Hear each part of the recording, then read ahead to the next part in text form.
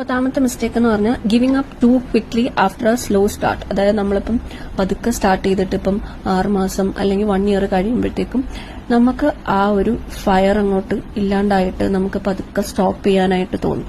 അപ്പം ചിലപ്പോൾ അതിന് എന്തെങ്കിലും ഒരു ഇഷ്യൂ അല്ലെങ്കിൽ എന്തെങ്കിലും റീസൺസ് ഒക്കെ ഉണ്ടാവും. പക്ഷെ മാക്സിമം നമ്മൾ പിടിച്ചു നിൽക്കുകയാണെന്നുണ്ടെങ്കിൽ നമുക്ക് slow and steady wins the race എന്ന് പറയുന്നതിന്റെ കൂട്ട് തന്നെ നമുക്കത് വിൻ ചെയ്യാനായിട്ട് സാധിക്കും. അതായത് ഇപ്പം ഫോർ എക്സാമ്പിൾ ക്ലോതിങ് ആയിക്കോട്ടെ, അല്ലെങ്കിൽ ജുവലറി ആയിക്കോട്ടെ, അല്ലെങ്കിൽ എന്തെങ്കിലും ഹാൻഡ് ക്രാഫ്റ്റഡ് ബിസിനസ് ആയിക്കോട്ടെ, എന്തെങ്കിലും ആയിക്കോട്ടെ.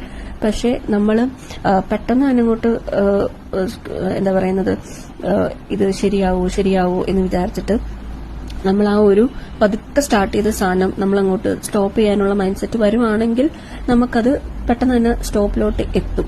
അതാണൊരു സംഭവം.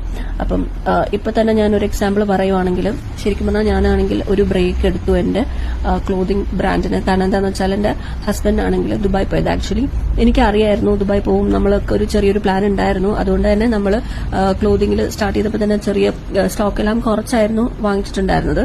സോ ഇങ്ങനെ ഒരു പ്ലാൻ ഉണ്ടായിരുന്നപ്പം നമ്മളവിടെ ബ്രേക്ക് ചെയ്തു. കാരണം എനിക്ക് ആ സമയത്ത് പ്രഗ്നൻസി ആയി, അപ്പം ഡെലിവറി, പിന്നെ വാവ് വന്നു, പിന്നെ നമ്മൾ അങ്ങോട്ടേക്ക് പോകാനുള്ള പ്ലാൻ ഉണ്ടോ എന്നൊക്കെ നോക്കിക്കൊണ്ടിരിക്കുകയാണ്. അപ്പൊ ആ സമയത്ത് നമ്മൾ ഫുൾ സ്റ്റോക്ക് എടുത്ത് വെക്കുവാണെങ്കിൽ നമുക്ക് പിന്നെ അത് ലോസിലോട്ട് വരും.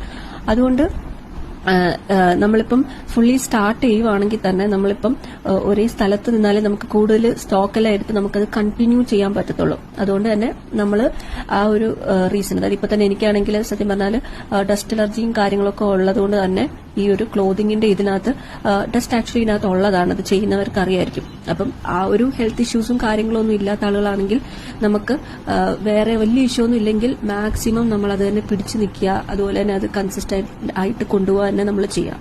ഇല്ലാന്നുണ്ടെങ്കിൽ നമ്മൾ പെട്ടെന്ന് തന്നെ സ്റ്റോപ്പ് ചെയ്യേണ്ടി വരും, അല്ലെങ്കിൽ ഒരു ബ്രേക്ക് എടുക്കേണ്ടി വരും. അപ്പം അതുകൊണ്ട് മാക്സിമം നമ്മൾ വേറെ ഇഷ്യൂസ് ഒന്നും ഇല്ലെങ്കിൽ, ചെറിയ ചെറിയ കസ്റ്റമർ ഇഷ്യൂസ് അല്ലെങ്കിൽ എന്തെങ്കിലും റിട്ടേൺ അല്ലെങ്കിൽ റീഫണ്ട് ഇഷ്യൂസ് കാര്യങ്ങളൊക്കെ വന്നേക്കാം. പക്ഷെ നമ്മൾ അതിൽ നിന്ന് എന്ത് മിസ്റ്റേക്ക് ആണെങ്കിലും നമുക്ക് എന്തെങ്കിലും ഉണ്ടെങ്കിൽ നമ്മളത് സോൾവ് ചെയ്യാനുള്ള ഓപ്ഷനാണ് നോക്കേണ്ടത്. പക്ഷെ ഒരിക്കലും നമ്മൾ സ്റ്റോപ്പ് ചെയ്യാതെ മുന്നോട്ട് പോകാം. അപ്പൊ ഇതിന്റെ കൂടുതലായിട്ടുള്ള 1000 മിസ്റ്റേക്സ് നിങ്ങൾക്ക് വേണമെന്നുണ്ടെങ്കിൽ എന്നെ ഒന്ന് ഫോളോ ചെയ്തിട്ട് എന്നെ ഒന്ന് DM ചെയ്യുക 1000 മിസ്റ്റേക്ക്.